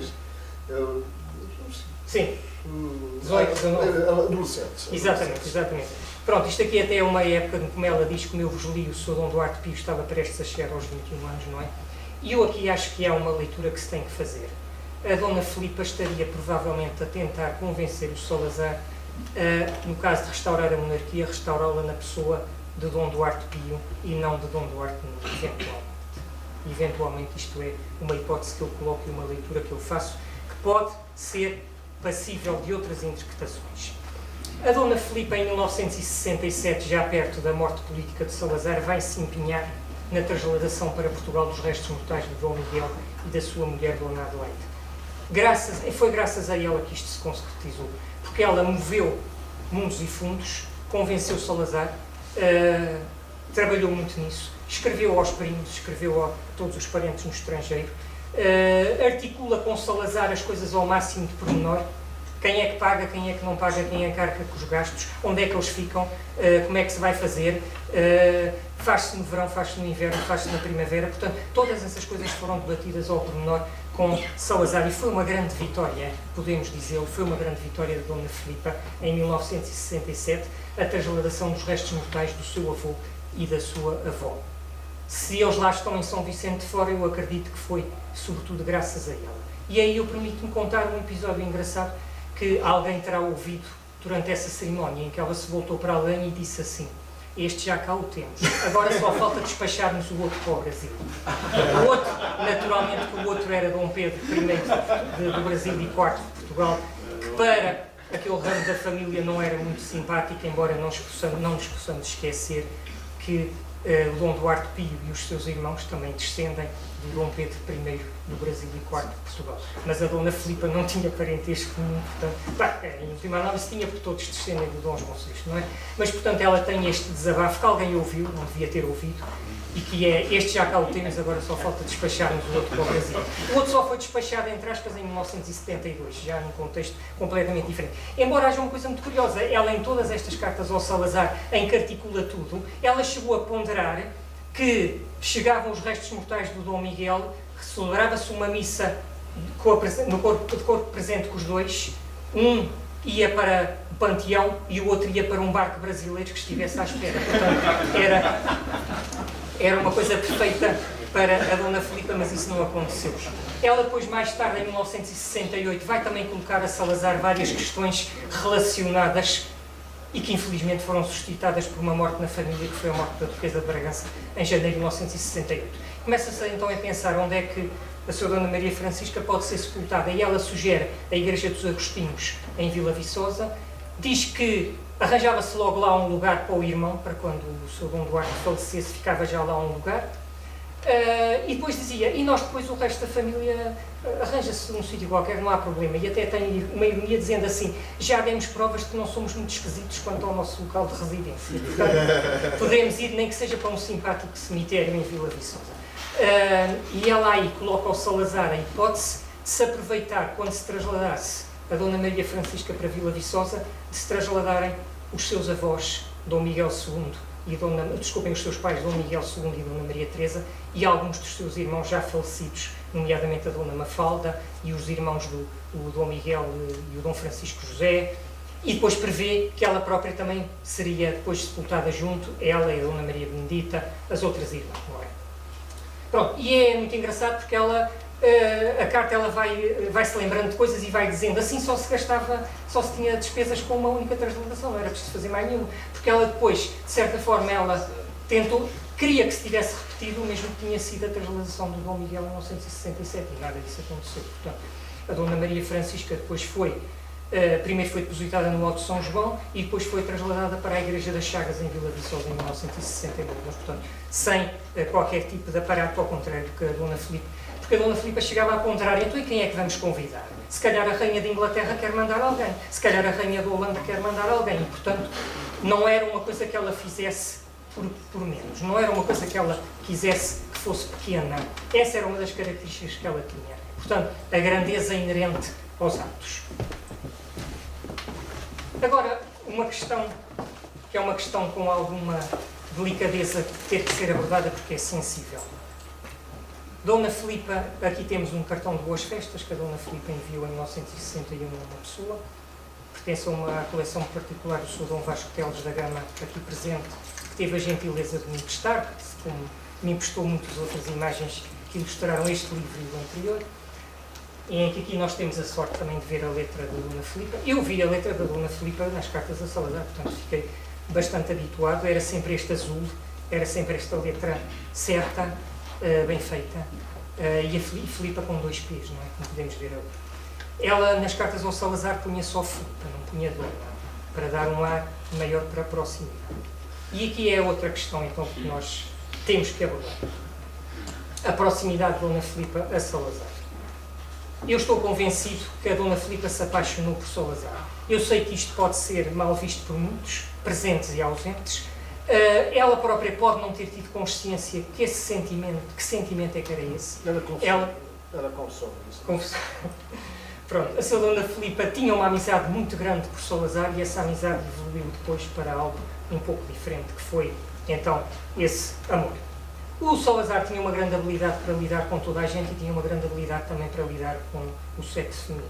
Ao contrário daquela imagem que se quis dar de alguém que era completamente desinteressado, completamente assexuado, casado com a nação, nada disso é verdade, não é? Nós sabemos que nada disso é verdade. E nem sequer é aquele caso que na época se falava da governanta, da Dona Maria, não era esse, eram muitas outras mulheres com quem ele teve relacionamentos, e sabem-se os nomes, e conhecem-se cartas, porque ele era muito descuidado com a correspondência pessoal e, portanto, sabe-se todas essas coisas, desses relacionamentos. Ele teve para casar com uma senhora da aristocracia, que era a Carolina a Seca, e, portanto, há muitos outros relacionamentos. Havia uma senhora que era astróloga e que lhe lia as sortes, portanto, encontravam-se num hotel de Lisboa, portanto, nada disso é portanto, ele não era indiferente aos encantos do sexo oposto. E a Dona Filipa, acredito que isso tenha acontecido. As cartas a Dona Filipa começaram por ser formais, meu caro Dr. Salazar, e acabaram a partir de 1955 por ser meu caro amigo. Despedia-se em 1941, sua muito afeiçoada Filipa. Em 1960 despedia-se, sua muito amiga Filipa. Estava sempre a falar das saudades que tinha dele. Estava sempre a dizer que já não o via há muito tempo e que as saudades eram imensas e que isso a entristecia muito. E quando é que tenho um bocadinho para mim? E pode ser no domingo, e pode ser não sei o quê. Há um momento em que ela chega a dizer, sabendo que ele estava com problemas de garganta, ela chega a dizer, não precisa de falar, basta ouvir-me. Esse devia ser o problema maior, não é?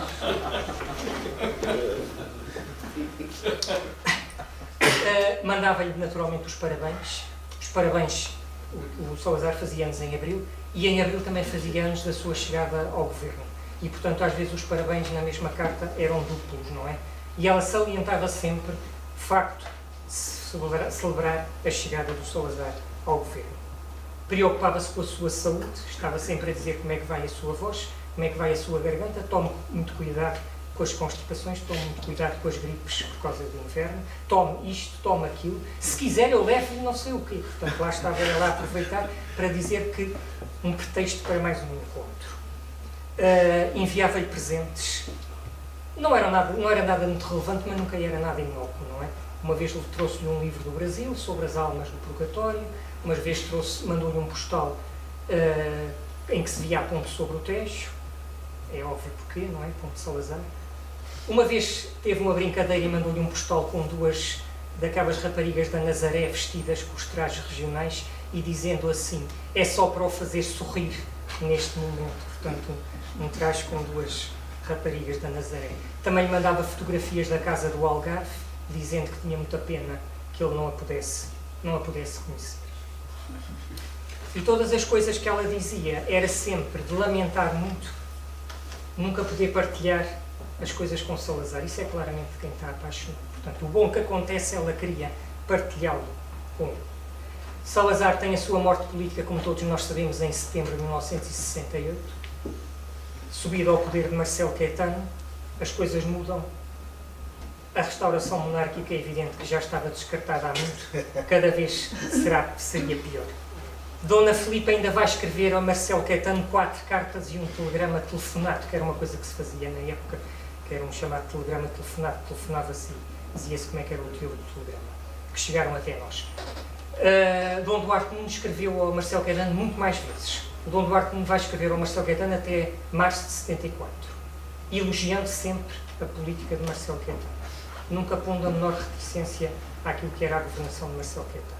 A Dona Filipa escreve-lhe de 4 de outubro de 68 a 25 de setembro de 1970. A última carta é de 25 de setembro de 1970. E eu pergunto, como historiador, as outras desapareceram? Ela não escreveu mais? Há muitas interrogações, há muitas dúvidas. Tudo pode ter acontecido. Sabemos que ela passou a considerar Marcelo Caetano um traidor à herança de Salazar, que se desagradou com a sua governação. Desagradou-se com tudo aquilo que ia acontecendo. E, portanto, pode ser essa a explicação, mas pode haver outras. Entretanto, começam nos anos 70 as mortes na família, as mortes dos irmãos. Entre 1970 e 1976 morrem 5 dos seus irmãos. 76 é Dom Duarte Nuno, e nos outros anos parece que há ali uma concentração de mortes das irmãs. As duas irmãs que eram casadas com os príncipes de Turnantaxis, a Dona Maria Benedita e a Dona Maria Antónia, que morrem em Nova Iorque. Nesta época, a Dona Filipa já está praticamente retirada na sua casa do Algarve.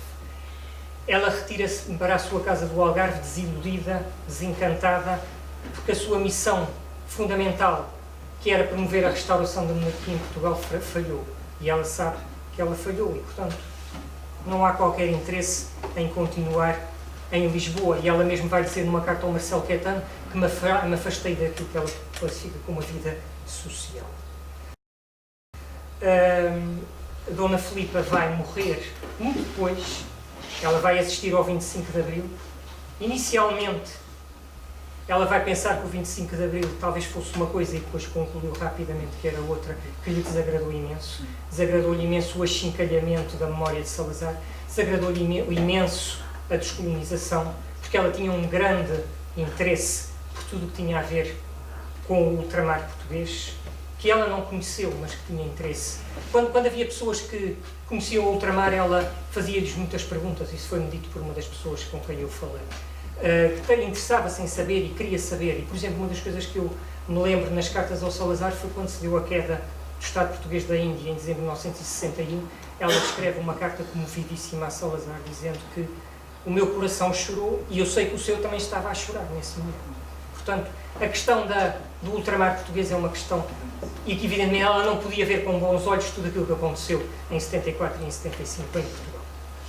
Ela, completamente retirada na sua casa do Algarve, a casa de Ferragudo, leva uma vida discreta, vai tratar da sua horta, vai à missa e ela vai morrer no dia 6 de julho de 1990.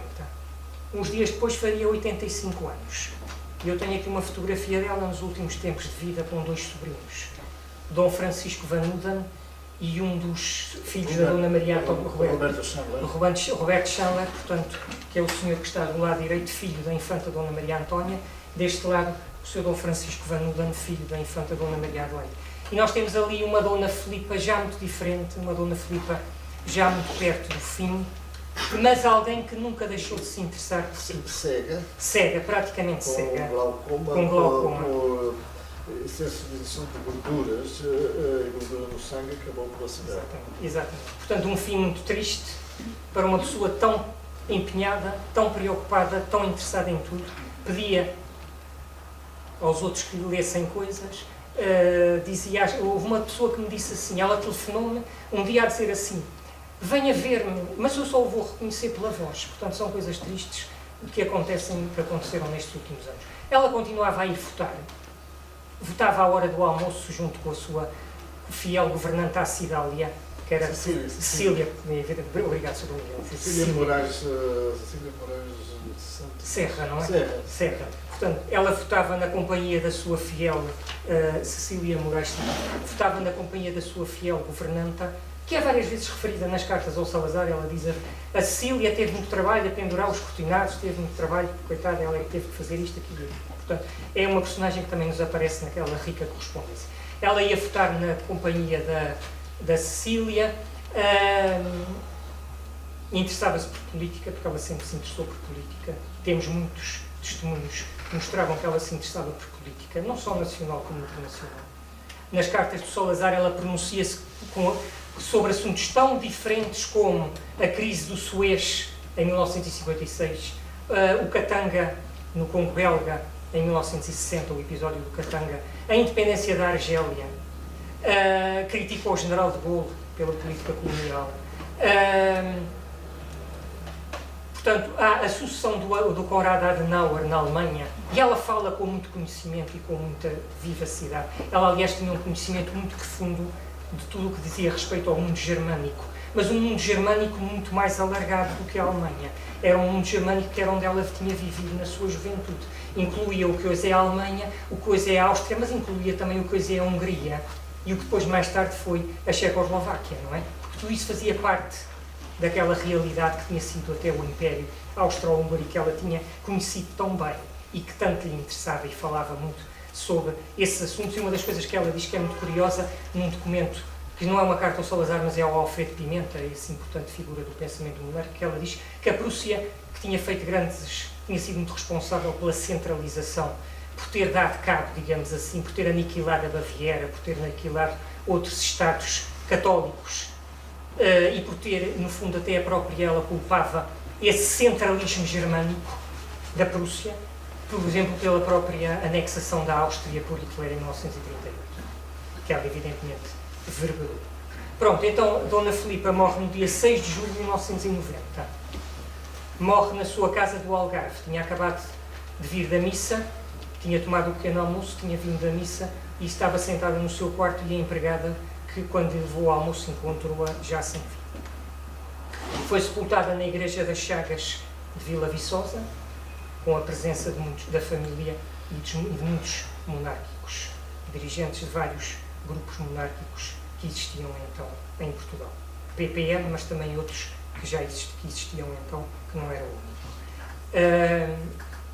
A notícia da sua morte surge na imprensa portuguesa, mas de uma forma muito discreta, não é? E de uma forma assim um pouco, talvez para o meu gosto, para alguém que tinha sido quem foi, um pouco discreta demais, não é? Uma figura que estava esquecida, que também não interessava muito recordar para alguns, não é? Eu vi os jornais todos desses dias e alguns nem sequer referiram a notícia da sua morte. Geralmente aqueles jornais que eram mais de esquerda ou, enfim, mais próximos do Partido Comunista, ignoraram. Jornais como O Dia, que era um jornal considerado de direita, dá uma grande cobertura. O Correio da Manhã, que já existia na época, também fala, mas depois aconteceu também uma outra coisa que ofuscou um pouco, que foi a morte por esses dias da Amélia Rei Colasso, não é? E depois as coisas acabam depois umas por ofuscar as outras, não é? E aquilo que eu notei e que me deu também algum desagrado, se é que se pode dizer, é que as cerimónias fúnebres da Amélia Rei Colasso tiveram a presença das mais altas autoridades portuguesas, não é? E as exéquias da Dona Filipa não. Não houve representação oficial. Enquanto que nas exéquias do Dom Duarte Nuno, em 1976, ainda houve vagamente. O Ramalhianos mandou uma pessoa e o Mário Soares também mandou alguém, não é? Foi o Mário Soares, pois. Em 1990 não há qualquer representação oficial. Diria eu, talvez, para querer desculpar um pouco, ou talvez pela minha ingenuidade, que também é um pouco ignorância, não é? Para muita gente, ninguém sabia, para muitos não saberiam sequer quem era a Dona Filipa. Vai sobreviver apenas uma irmã, a infanta Dona Maria Adelaide, que, como sabem, morreu em 2012 com 100 anos, não é? Mas, portanto, é a última pessoa da família. Portanto, tenho aqui, então, mais uma vez, os 2 livros que resultaram desta minha investigação, que eu gostei muito de fazer esta investigação, adorei escrever estes 2 livros, sobre um momento que é muito próximo de nós, e sobre um momento também, e sobre uma luta, que é uma luta que é muito importante e que não pode ser esquecida, a luta dos monárquicos na República, concretamente no Estado Novo. Muito obrigado a todos pela vossa atenção e pela vossa paciência.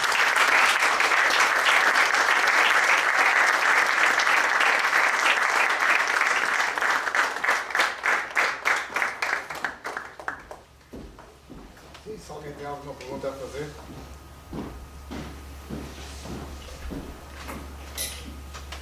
Pouco previstos, não? Pode-se encerrar. Relativamente à questão portanto, de 1951, o que é que as Forças Armadas teriam, portanto, essa oposição à restauração do monarca? Pois, a sua pergunta tem diversas, mas eu também não sei responder. Portanto, eu acho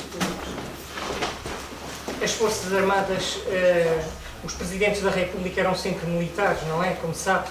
Aliás, houve essa particularidade curiosa de termos tido um do Exército, um da Força Aérea e um da Marinha, não é? O Carmona Craveiro Lopes e o Américo Tomás, não é? E, portanto, o Santos Costa conhecia as Forças Armadas como ninguém e devia saber daquilo que estava a falar. A razão não lhe sei dizer. Não seria. O Sr. Dom Miguel, se tiver alguma ideia... Não seria porque eles juraram fidelidade à República Portuguesa? Pode ser. Podia ser, sim. Os monárquicos que instauraram a República também juraram fidelidade ao rei. Mudaram de opinião. Diz bem. Há algum tipo de correspondência com o Ramalhianos ou o Mário Soares? Não, que eu saiba não. Eu encontrei uma única carta da Dona Filipa desta fase final, e não falei dela aqui propositadamente, não interessa, se quem quiser depois vai ver ao livro, é uma carta ao Henrique Barrilar Ruas, onde ela fala de várias questões que mostra que ela estava preocupada com alguma agitação que havia nos meios monárquicos, isto foi em 1988, e com alguma agitação e com problemas da sua família. Ela, em 1988, ela estava muito preocupada porque os sobrinhos ainda não se tinham casado. O Sr. Dom Miguel é um dos responsáveis por essa preocupação. Aliás, o Sr. Dom Miguel disse-me uma vez que tinha dito à tia que eles tinham seguido o exemplo dela, que também não se tinha casado. E o Sr. Dom Duarte Pio disse-me que, de facto, foi pena dela não ter assistido ao seu casamento, não é? Porque o Dom Duarte Pio casou em 1995, portanto, 5 anos depois. Mas é um documento muito interessante esse, porque mostra que ela, aos 85 anos, continuava interessada, continuava empenhada, e ela escreve ao Henrique Barrilar Ruas, que é uma figura fundamental do movimento monárquico, dizendo assim: um dos meus sobrinhos disse-me que o senhor era uma das figuras mais inteligentes do PPM. O que é verdade. O que não era difícil. Também havia o Gonçalo Ribeiro Teles, não é? Como viu Salazar a restauração da monarquia em Espanha? O que é que ele comentou sobre? Eu não lhe sei dizer muito bem em pormenor, porque não tenho muita documentação que diga isso. O Salazar, evidentemente, que estava muito interessado no que acontecesse em Espanha, isso era evidente. Uma das coisas, por exemplo, que eu sei, é que o general Franco não queria que o conde de Barcelona, como se sabe, era o pretendente ao trono, que é o avô do atual rei, viesse viver para Portugal. Ele veio viver para Portugal em 1948. E o general Franco não queria. E o Salazar achou que era uma ótima ideia, porque estava aqui, não é? Estava debaixo da sua guarda, não é? E o Salazar, aparentemente, queria evitar a todo o custo que houvesse uma nova guerra civil em Espanha, que uma guerra civil em Espanha traria sempre consequências a Portugal, como a outra trouxe, não é? A de 36-39, e ele sabia isso porque tinha vivido como chefe do governo. Portanto, ele procurava evitar isso a todo custo. E, portanto, estava sempre interessado no que se passava. Eu penso que ele olhou para o que se passava em Espanha como algo que poderia também vir a ser feito em Portugal. Terá equacionado isso. Mas também faltam os elementos para responder. Eu gostaria de responder, até porque eu também gostaria de saber, não é? Mas não há muita coisa que nos diga ao certo o que é que ele pensou e o que é que ele achou. Uma coisa que eu tenho a certeza é que ele gostaria que o regime do General Franco continuasse em Espanha, porque isso era a garantia de que o Estado Novo também poderia continuar em Portugal. E aqueles anos ali foram anos de muita incerteza. Nunca nos podemos esquecer disso, que são anos de muita incerteza, os anos do pós-guerra, em que muitos acharam que o Estado Novo tinha os dias contados, e a Inglaterra, como eu disse, chegou a ponderar uma restauração da monarquia nos dois países, e depois mudou de ideias por motivos que eu não sei quais são. Peço desculpa não ter respondido. Bem, diga. Como me emprestou o computador, tem direito a mais um. As reticências de Salazar relativamente à restauração da monarquia não se deverão, talvez, um certo receio de partilhar o poder, de perder um culto da personalidade que, entretanto, se tinha vindo a instaurar no regime? Assim, Eu acho que eles sabiam que uma ditadura e monarquia não jogam bem em conjunto. E no fascismo italiano, a primeira ocasião, o rei demitiu Mussolini. Exatamente. De facto, eu uma vez em conversa privada com uma pessoa, quando eu lhe estava a explicar a ideia deste livro, eu disse-lhe o seguinte: eu acho que o Salazar não era monárquico nem era republicano, era salazarista. Isto pode parecer ridículo, mas é verdade. Quer dizer, a questão é fundamentalmente essa, não é? Quer dizer, não vale a pena tentar perceber, tentar arranjar argumentos para uma coisa e para outra, porque não os há. Ele queria, de facto, eternizar-se no poder, isso é evidente, isso não há a menor margem para dúvida, e as biografias mais recentes, nomeadamente do Filipe Ribeiro de Menezes, mostram isso. Quer dizer, ele era aquele tipo de pessoa que achava que ninguém era tão bom como ele e ninguém podia levar a cabo as funções como ele as levava, e, portanto, ele, por vontade própria, não iria dar um lugar a ninguém, por muito que o Marcelo Caetano e outros da outra geração achassem e desejassem isso. Depois há uma outra coisa, ele podia demitir, entre aspas, livrar-se de um Presidente da República como ele fez com o Craveiro Lopes em 58, e ele não podia livrar-se de um rei. Também temos que ver isso dessa maneira. E, além disso, ele também não sabia como é que o Dom Duarte não iria agir como rei, embora tudo indicasse que o Dom Duarte não talvez fosse um rei salazarista, porque ele era o salazarista, portanto poderia ter sido um rei dócil, não é? Digamos assim, mas ele não tinha a certeza disso. Para ele o Dom Duarte não era um enigma muito grande. E depois há também essa questão que eu disse, não é? Quer dizer, ele assim julgava os presidentes da República, embora lhes estivessem acima hierarquicamente, toda a gente sabe o que é que aquela função era, não? Quer dizer, ele escolheu o Craveiro Lopes, ele escolheu o Américo Tomás, e portanto isso diz tudo, não é? Escolheu o Craveiro Lopes e despediu em 58, não é? Quando viu que ele estava a preparar-se a alguma, não é? Embora tenha chamado o Craveiro Lopes e lhe tenha dito a seguinte situação: tivemos uma reunião da União Nacional. Só ouvi elogios a Vossa Excelência, mas houve circunstâncias que foi preciso atender. E, portanto, era típico de Salazar. Se não houver mais. O assunto é o mesmo. Não teria Salazar receio de que, digamos, se avançasse por esse caminho da restauração, de dividir o exército e de alguma maneira ser afastado por um golpe? É possível. É possível. Dividir o exército e dividir os portugueses, não é? Nós temos o Estado Novo. O Estado Novo é um equilíbrio, como eu disse. Vários historiadores já têm dito isso. Desde o Fernando Rosas, que foi meu professor na faculdade, e pela qual eu tenho alguma consideração intelectual, eu disse que é intelectual, não é? Portanto, como historiador, tenho até alguma consideração por ele, porque eu acho que ele teve um papel de alguma relevância a dar um pontapé para os estudos do Estado Novo, não é? Posso não concordar com muitas das coisas que ele escreve, mas concordo com algumas. E o Fernando Rosas já há muito tempo já fala disso, numa questão de um equilíbrio, não é?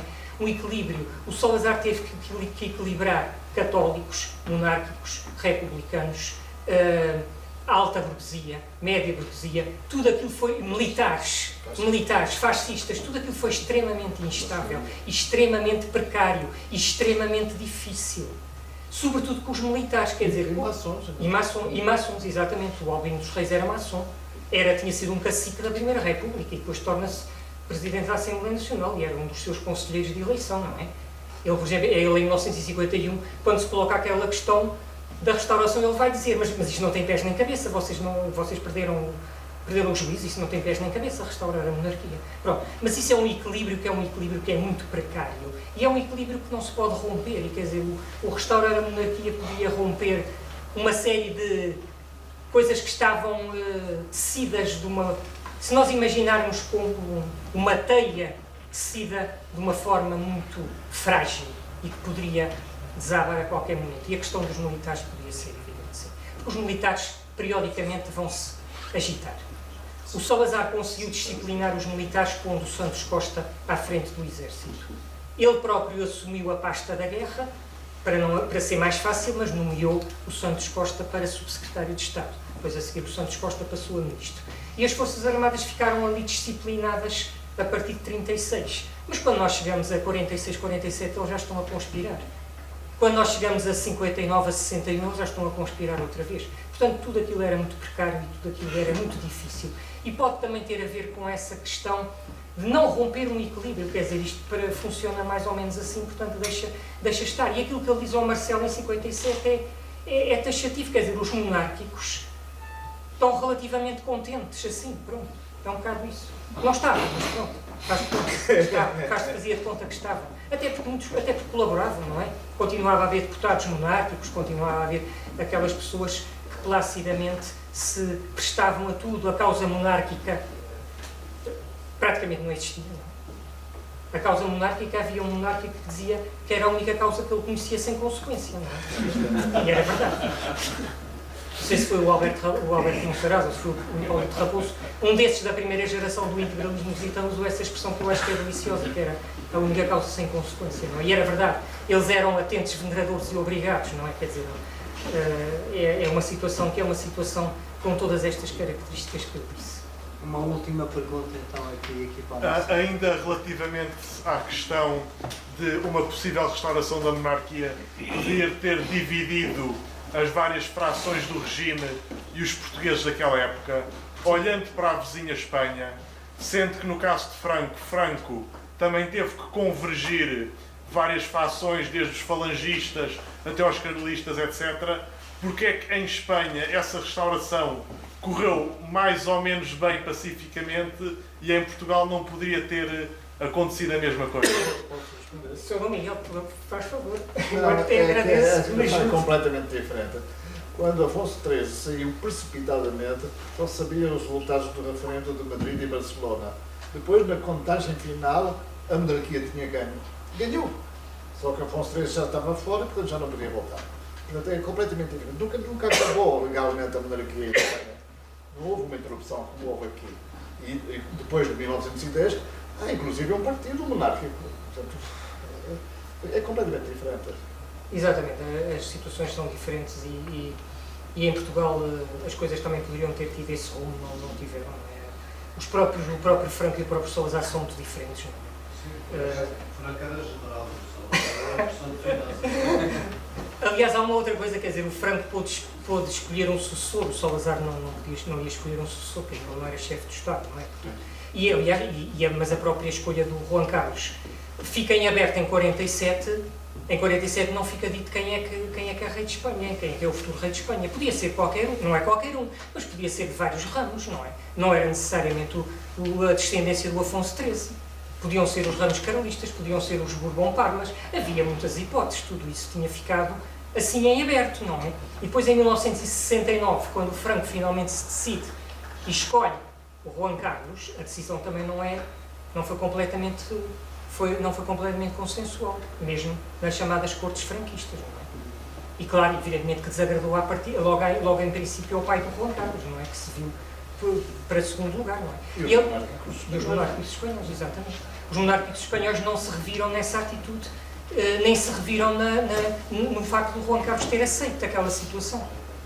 As coisas é que depois evoluíram de uma forma que nós sabemos qual foi, mas o Juan Carlos, em 1969, ele fica completamente maniatado pelo regime franquista. Não é? Ele jurou fidelidade em 1969 ao chefe de Estado e aos princípios fundamentais daquilo que era o movimento nacional. Depois, em 75, depois há a chamada transição, há a transição pactada, todas essas coisas que nós sabemos, há um conjunto de habilidades políticas que ali levam a que os próprios partidos tradicionalmente republicanos, como o PSOE, aceitem, e o PC, não é? Aceitem a monarquia, não é? Mas tudo aquilo foi muito doloroso e foi muito difícil, não é? E há ainda, provavelmente, muita coisa a perceber desses meandros do que aconteceu. Já há muita coisa que se sabe, não é? Mas provavelmente há muitas coisas que não se sabem. E é interessante notar a esse respeito, só se me permitem só um último chega, o Dom Duarte Nuno, entrevistado por um jornalista norte-americano, numa entrevista que foi depois publicada num livro em 1972 ou 73, vai dizer que o príncipe espanhol fez muito mal em ter aceito aquela situação, porque se tinha rompido a legitimidade dinástica. E o Dom Duarte Nuno vai inclusivamente dizer: eu acho que ele não vai conseguir reinar, não vai conseguir ser rei. Felizmente enganou-se, não é? Mas quer dizer, não era uma situação muito evidente aquilo que aconteceu em 1969 em Espanha. Quando o Juan Carlos sobe ao trono, inclusive houve quem dissesse que ele iria ter o cognome de Juan Carlos o Breve, porque ele iria ser um rei tão breve, um reinado tão breve, que já mais valia dar-lhe logo o cognome, não é? Felizmente isso também não aconteceu, não é? Porque o Juan Carlos foi um dos artífices da construção da democracia espanhola que hoje existe, não é? Mais alguma pergunta? Desculpa, eu usei mais alguma pergunta. Desde já agradeço em nome da nova Portugalidade ao Sr. Dom Miguel ter estado aqui presente, ao Sr. Professor, que me deixa muito mais tranquilo, porque, curiosamente, eu moro na Rua das Praças, número 13. Que é um outro edifício. Mas por isso é que eu tenho umas noites tão abençoadas, já não sabia porquê. Provavelmente é por causa disso.